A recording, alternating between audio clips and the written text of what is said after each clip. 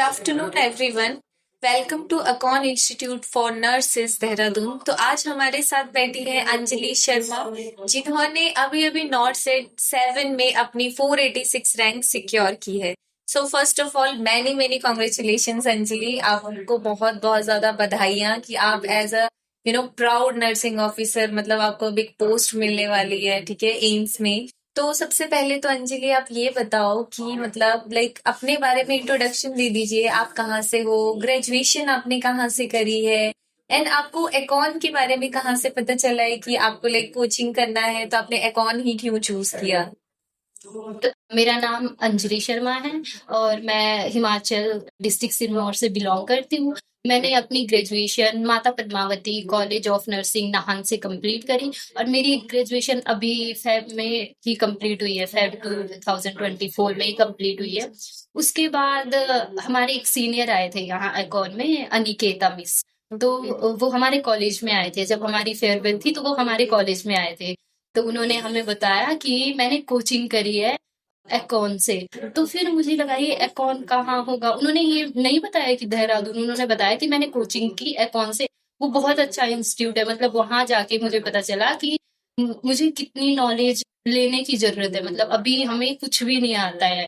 तो फिर उन्होंने बताया था। तो उसके बाद जब वो जा रहे थे तो उनको मैंने मैसेज किया था कि आपने कहाँ से कोचिंग ली, कैसे आपको पता चला। तो उन्होंने मुझे सर का नंबर दे दिया था। तो मैंने डायरेक्टली सर से कांटेक्ट किया। तो सर ने यहाँ ऑफिस का नंबर बताया मुझे कि वहाँ कांटेक्ट कर लो आप, और फिर वहां से आपको सारी डिटेल्स पता चल जाएगी। तो एक्चुअली जैसे अभी आपकी रैंक तो आ गई है, तो फिर आपने क्या क्या कंटेंट फॉलो किए? आपकी स्ट्रेटेजी क्या थी, मतलब कि कैसे सिलेक्शन लेना है?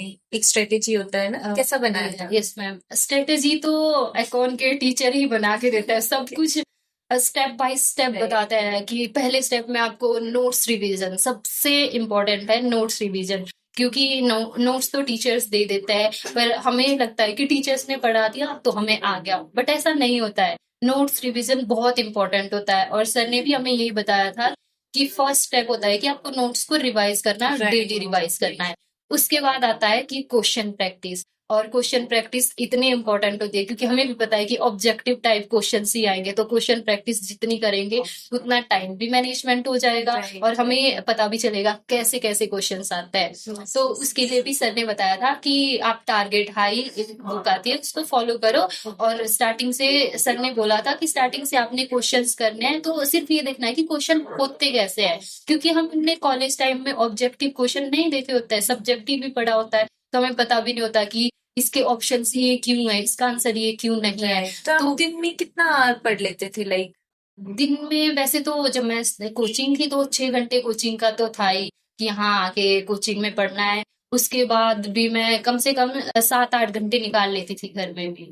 तो फिर उस हिसाब से नोट्स रिवीजन करती थी और क्वेश्चंस करती थी। ठीक है। तो जैसे आपने अकाउंट से कोचिंग लिया, तो कोचिंग ज्वाइन करने से पहले एंड आफ्टर अपनी नॉलेज में आपने मतलब कितना इम्प्रूवमेंट देखा? कि कोचिंग की जरूरत आपको लगता है कि होती है सबको, तो आपको क्या डिफरेंस लगा अपनी नॉलेज में?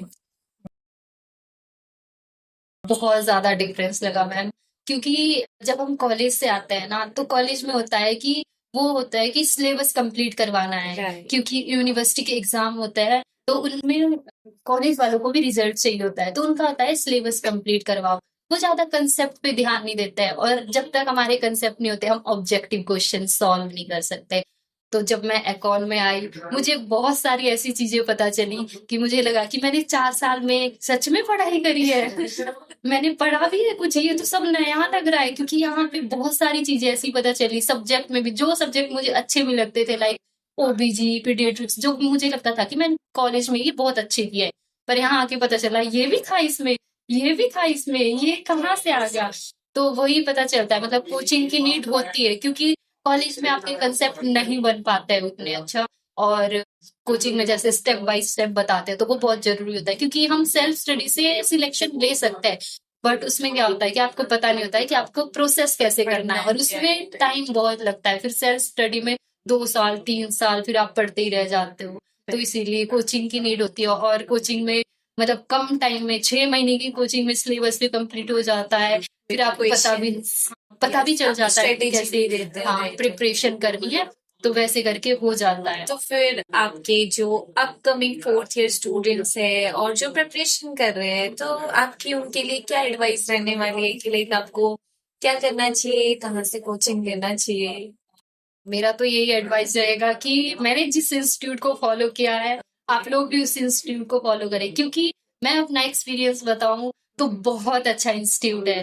और स्पेशली मतलब मैं ये बताना चाहती हूँ कि ऑनलाइन कोचिंग्स भी होती है, बट मेरे को ऑनलाइन कोचिंग्स उतनी ज्यादा परफेक्ट नहीं लगती है, ऑफलाइन बहुत ज्यादा होती है, क्योंकि आपका टीचर से फेस टू फेस इंटरेक्शन रहता है, और वो चीज बहुत जरूरी है, क्योंकि कोचिंग में सिर्फ यही नहीं सिखाया जाता कि आपको कैसे पढ़ना है, आपकी पर्सनैलिटी डेवलप भी करवाई जाती है कि आपको बिहेव कैसे करना है। तो यहाँ पे सब टीचर्स का इतना अच्छा बिहेवियर, वो सब चीज बताता है, आपकी प्रॉब्लम्स को कैसे सॉल्व करना है, वो सब चीज बताता है। तो वो जरूरी है, इसीलिए मैं तो यही रिकमेंड करूंगी कि अकाउंट देहरादून को फॉलो करें और ज्वाइन करें। मतलब आफ्टर फोर्थ ईयर जैसे ही कंप्लीट हो जाता है वैसे ही कोचिंग ज्वाइन करें, क्योंकि जब कंटिन्यूटी रहती है ना स्टडी में, वो बहुत इंपॉर्टेंट होता है। एक गैप आ जाता है ना, उसके बाद पढ़ना थोड़ा मेरे को लगता है कि हार्ड हो जाता है, क्योंकि आपकी कंटिन्यूटी स्टडी से टूट जाती है, फिर से शुरू करना। क्योंकि अभी जब मैं फिर से स्टार्ट कर रही थी कि सोच रही थी कि सिलेक्शन के बाद थोड़ा थोड़ा पढ़ती हूँ, तो मेरे को भी लग रहा है कि जब मेरी कंटिन्यूटी टूट गई ना, तो मेरे को उतना परफेक्टली रिटेन नहीं रह रहा है जितना यहाँ कंटिन्यूटी में रह रहा था। तो ये बहुत जरूरी है कि फोर्थ ईयर कंप्लीट होते ही तुरंत अकाउंट को ज्वाइन कर लो और selection. So that's all about Anjali's introduction. Actually आप लोग भी अपने लिए एम्स नॉरसेट 8 में अपने लिए आप पोजीशन अपने लिए भी एक जगह सिक्योर कर सकते हो। उसके लिए फिर आपको अपना एकॉन इंस्टीट्यूट फॉर नर्सेज देहरादून आपको ज्वाइन करना पड़ेगा। और अगर आप इंफॉर्मेशन लेना चाहते हो तो हमारे दिए गए लिंक पर आप अभी अभी क्या है कांटेक्ट कर सकते हो। So thank you so much.